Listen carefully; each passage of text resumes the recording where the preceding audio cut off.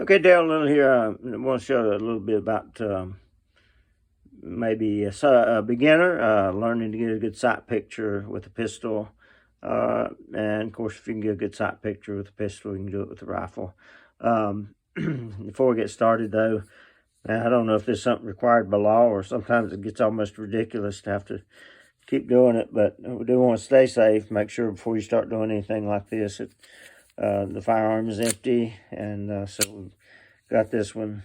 No magazine in and nothing in the chamber, so we've taken care of that, whatever it is, if it's necessary or not. But I've there's my guitar case. I use my guitar case because with these white marked up sights, it's easier to pick up the picture, and that's one reason I want to do this, is because to make it very clear. I may, say something that maybe a professional trainer might not say.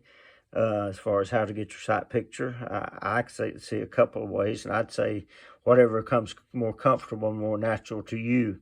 But we'll get into that in a second. First of all, like I say, I've got that blacked out to make it easier for these the white sights to show up easier, that you can get a picture. Most people have shot much. You just do this instinctively without really thinking about what you're doing. So I had to stop and think, well, do I get the rear sights on the target first and then pull the front sight in? Or do I get my sight picture first and then move to the target? You see, I lost it just there. I'd say the better way, and I think that's what's usually taught, is to get your rear sights on target and move your front sight up. But if it comes more natural to you to just get your sight picture, and if you can hold it steady and move it to the target, then that's okay. But however you can do it.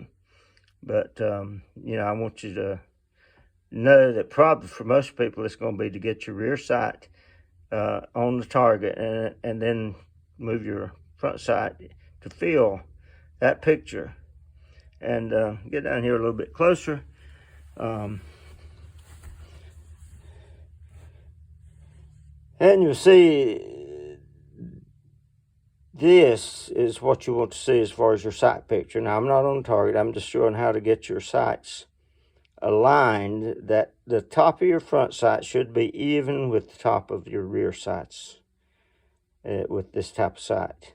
You see just a little bit of space all the way around, and that you're always going to have that because that's the distance you have, unless you have a pistol that just fits perfectly with front sight. There's nothing you can do to change it. And so that's the sight picture you want. Wherever, supposedly, if your sights are correct and set correctly, whatever you're pointing at when you have that sight picture, that's where you're going to hit. And so if I pull the trigger there, that's where I'm going to hit over here. But see, I moved over to the target then, and trying to get positioned here. Then I should hit the center of that. Yeah, right there. Should hit the center of that target. Now I'm a little, well, you see I'm getting up a little bit. If you do that, if front sight gets a little high and you don't get down in there good, what you're going to do is you're going to shoot high. Because, let me exaggerate just a little bit. You see that front, that's what happens if you're not down in there. It means your front of your barrel is pointed up. And the further up it points, then the worse you're going to hit or miss your entire target if you get too far. In the same way, if it's too far down in there or you don't quite have it up, then that means your barrel is pointed down and you're going to hit down in here somewhere if not off your target. Same way for the left and right. If your front sight is to the left, that means the front of the barrel is to the left, because that's where the front sight is attached. And so that means you're going to hit over this way. If your front sight is not quite in this way, then you're going to hit over here to the right. Now, most concealed carry classes, and there again, I'm not a trainer. Don't do concealed carry as far as training. I have had to qualify, like I say, once a year, at least once a year in law enforcement.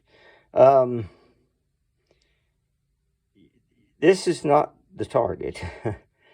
Don't get intimidated by this little red section here. And this is not the kind of target you're probably going to be shooting at.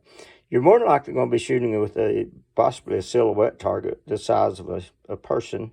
And just assuming this was that big, if you hit anywhere inside a drawn-out area, whether it's a drawn-out area of a person or whether it's circles that are drawn, as long as you hit somewhere within this last outer line, wherever it may be, the circle, then you're going to score. You don't have to hit that red dot or the center of the target, whatever, whether it's a black or whatever color it is. That's just an aiming point to help you to stay as much in the center of the target as you can. So don't waste a whole lot of time trying to hit that bullseye. That's not the purpose. You if you're using a pistol for self-defense, don't pick out a button on the attacker's shirt and hold there and try to get a perfect pinpoint target on that button. No, you're going to pull the trigger, and if you can hit somewhere, in this area, and of course they always taught us, you don't just pull the trigger one time, you double tap, pow, pow. And hey, if the villain is still coming, then you use what force you need to, and to stop the attack or the advance, whatever, if he's shooting at you or whatever it is. And I'll not get into the law part of that. Just you need to take a good concealed carry class. So that's just wanted to explain some of those things, and maybe that'll help somebody. I'm sure some other good videos up around, but I thought having this blacked out back here would really help. But you've got to get that sight picture. That front sight has got to fit right in that notch is your potential. Now, like that right there. See, it's just a little over to the right, just a little bit. I'm not exactly on. If you're having trouble and it's going from one to the other, hey, just go ahead and pull the trigger. You don't have to hit that red dot. I want to reiterate that. You just have to be within that bigger target.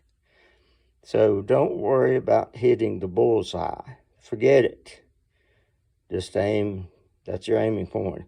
And that's what I've had to do many times. It's just because my hands don't let me get that steady sometimes. And so if it's over here just a little, then hey, that's a good shot for me. Unless I'm shooting from 30 or 40 yards, maybe, then, it may go off the target.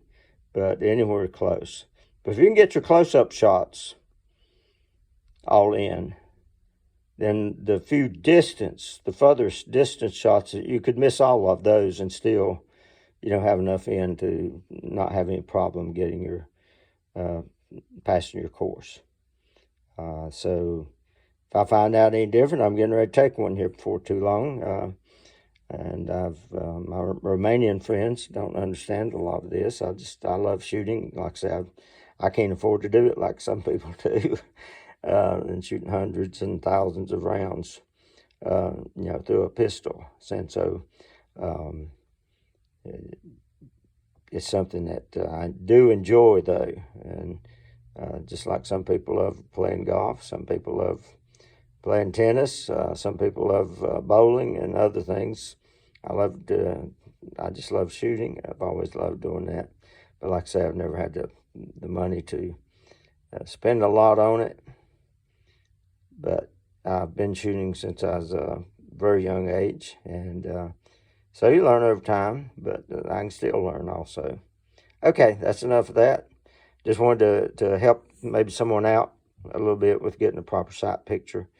And if you're doing some kind of a class, maybe help you to prepare, be a little more prepared for it. That you don't overstress with it. Like I say, you don't have to hit that little black dot that's in the center of that target. You don't even have to hit that red dot, the bigger dot. Forget it. That's just an aiming point again. They're a little. Enjoy.